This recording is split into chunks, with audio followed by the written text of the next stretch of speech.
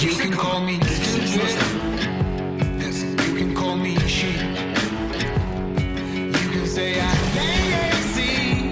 You can say I'm weak. You think that using her will get to me. And if you're right, then you're in trouble, D.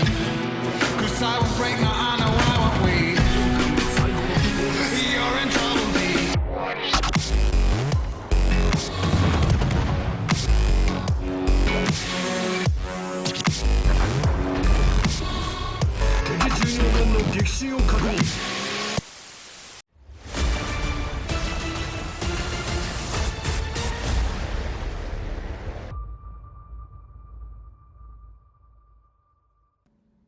Howdy folks, hope you're all having a good one and welcome back to World of Warships with Rear Admiral Jingles, where today, Flying Purple People Eater here.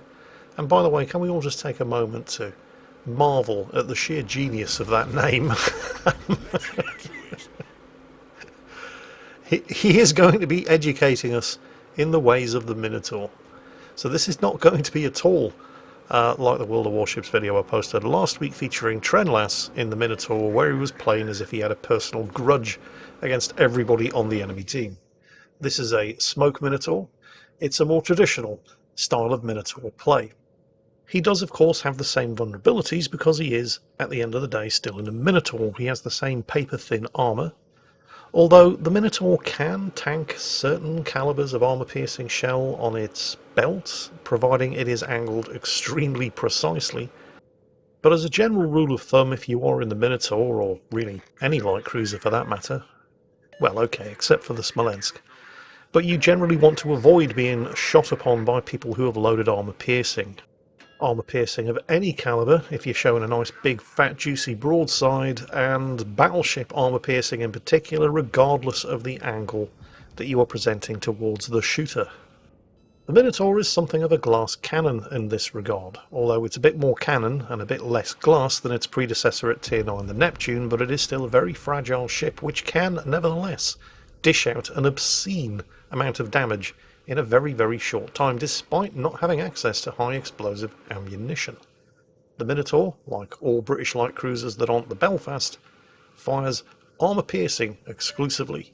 It does have improved penetration angles on its armour-piercing shells, but it's the sheer amount and volume of fire that it spits out from its 152mm guns that makes the Minotaur a ship to be feared and respected by just about everybody that it will face. The difference here is that, unlike in last week's replay, Flying Purple People Eater does not have radar, but he does have a smoke screen, so if he does zig when he should have zagged or bite off more than he can chew, he does have a get out of jail free card. Something that is also true of the enemy Fletcher over there, who seems to be way too keen to take that cap and possibly also get some torpedoes away against the friendly Satsuma, because this is of course Grand Battles, where it's all about the super battleships, the Hanover and the Satsuma. Both ships that sport guns of sufficiently high caliber that they will citadel the Minotaur from any direction, regardless of armour angling. Although it's fairly true to say that the Satsuma and the Hanover can do that to a lot of ships. But when being fired upon by the Hanover's 483mm or Satsuma's 510mm guns, the best thing you can hope for is that they either miss or they merely overpenetrate. Anyway, inconclusive initial encounter with the enemy Fletcher, which was kind of dangerous because those guys were down to the south and could see him when he was shooting at the Fletcher. He hasn't used the smoke screen yet. Took the opportunity to put some shots into the enemy destroyer and then duck into cover behind this island, where he is being blind fired by those enemy ships down to the south. Unfortunately, the Fletcher was able to finish completing the capture of Point Alpha, but the team do hold Bravo and Charlie, due in no small part to Flying Purple People Eater here, who was instrumental in the capture of Bravo. Now that he's poked out sufficiently to give clearance to his main gun batteries from the side of the island over there, he's popped his smoke and was about to start farming damage on the Hanover, which he assumed was being spotted by his teammates, only to discover the hard way that the Hanover was in fact being spotted by him, because he disappeared as soon as he smoked up.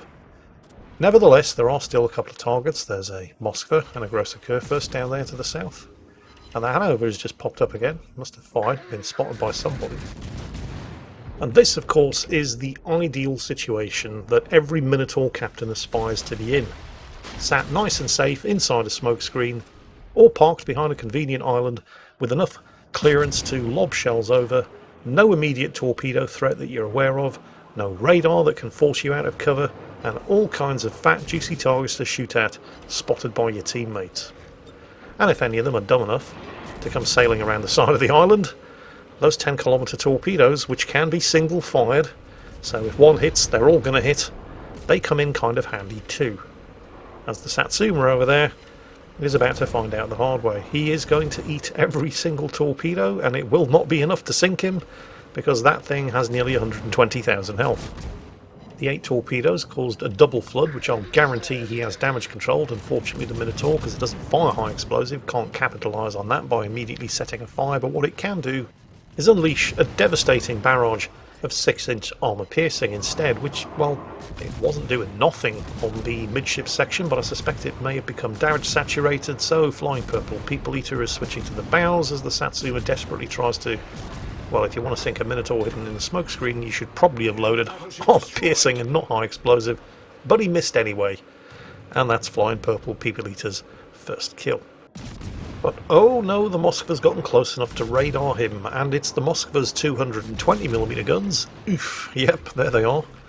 Rather than the Grosser Kurfürst's 406 or potentially 420mm guns that are going to be the immediate source of most of Flying Purple People Eater's problems.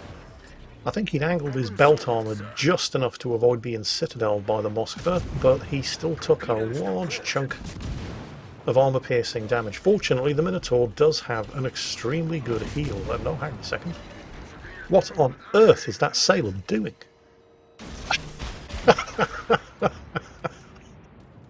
Really? He does know the Minotaur's got torpedoes, right? I mean, he just demonstrated what happens if you come around the corner of an island blind with a Minotaur waiting.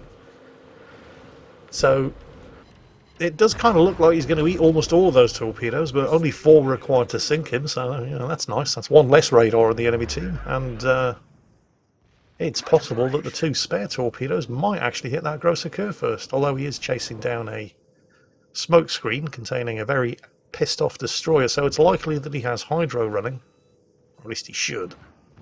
But that's no guarantee that he has, and even if he has, knowing the torpedoes are coming and being able to do anything about it are 2 entirely different things. Plus, it's entirely possible, I mean, he's on such low health, he may die before the torpedoes get there. And he is turning out. And he's turning out in front of a Hanover? Yep. I mean, it didn't really matter, he was going to die anyway, he was being spammed with high explosive, on fire and on extremely low health, but... well, turning broadside onto a Hanover at point-blank range didn't exactly do much to improve his chances. Ooh, smokescreen. So who could that be? They do still have 1 destroyer. I think it's the Fletcher. The Shimakaze just died. That could be the Fletcher. Could also be the Neptune. Oh shit, it's the Moskva. Okay, this is less than good. He's been spotted. He loses nothing by shooting. But now he has to deal not just with the Moskva, although he's got a couple of seconds to do a large amount of damage before the Moskva can swing its guns around, and he's trying to angle away, which should help against the Moskva's 220mm guns, but probably not against that Satsuma's 510mm guns, plus whoever is inside that smokescreen. He's got the Moskva. Thankfully, whoever's in that smokescreen clearly has better things to do, but the Satsuma has just opened fire, and boom, yep, there it is. That was a lot of damage. The Satsuma's 510mm guns are going to citadel you from any angle, and oh, it is the Neptune. Well, the Neptune's there, we don't know that was his smokescreen. It may still have been the Fletcher's smokescreen. But for some reason, the Neptune is squandering the opportunity to get an easy kill here and completely ignoring Flying Purple People Eater. And that is not a mistake he is going to make twice. There is the Fletcher. That may still have been his smoke. But it was probably the Neptune's. The lack of any torpedoes, which Flying Purple People Eater was expecting, he's got his hydro running, but the lack of any torpedoes from that not particularly angry smokescreen would suggest that the Fletcher was never there. He's managed to go undetected, which, considering he has a Satsuma shooting at him, is probably a great relief. And let's also not forget that the Cyclone is closing in. Visibility is rapidly dropping and will soon reach the 8-kilometre spotting range limit. And there it is. Now this is good news when you're in a light cruiser, although it can be a bit of a double-edged sword, because it means you can safely get to within 8 kilometres of a target, but it means that you were only 8 kilometres away from a target if they decide to start shooting at you. The Minotaur generally does not like being within 8 kilometres of a target because it doesn't give it much space to dodge, and he's been spotted by something, and it must be the Fletcher, because he hasn't counter-spotted him yet. But he's about to, because 8 kilometres of visibility does not give the Fletcher an awful lot of wiggle room. Now watch the target indicator. Notice how he's no longer being targeted by anybody. That means the Fletcher is launching torpedoes, because that indicator only lights up when somebody is locked onto you with their main battery guns. Speaking of which, this is what he was afraid of. The Satsuma is now within 8 kilometres as well and sees him not just as an icon on the minimap. Fortunately, the Satsuma over-penetrated, and now that the Satsuma has fired, he is going to remain detected for at least 20 seconds. There are the Fletcher torpedoes, exactly as anticipated. He can smoke up and farm damage on the Satsuma, and hope, actually, you know, those torpedoes may hit the Fletcher and the Satsuma. They are looking pretty good. Let's wait and see what happens. The team are at, oh, 1, 2, it's the Satsuma. 4 torpedo hits. Nice. The team are about to win on points. If you can kill the Satsuma, they will definitely win on points. The Fletcher has booked it out of there. He's not interested in dying, and the Satsuma goes down. And that was a shocking amount of damage, even by the Minotaur's pretty impressive standards, for Flying Purple People Eater, with nearly 435,000 damage done. If this had been a random battle rather than a grand battle, would have been the world record for damage done in a Minotaur, beating by a comfortable margin the current record of 413,000 damage by Captain Crap on the EU server. And can we also, what is it about Minotaurs and large amounts of damage numbers? Why do all of the players involved have the best names? I mean, Flying Purple People Eater and Captain Crap. Anyway, on that bombshell, that's it for today. I hope you enjoyed it, and as always, take care, stay safe, and I'll catch you next time.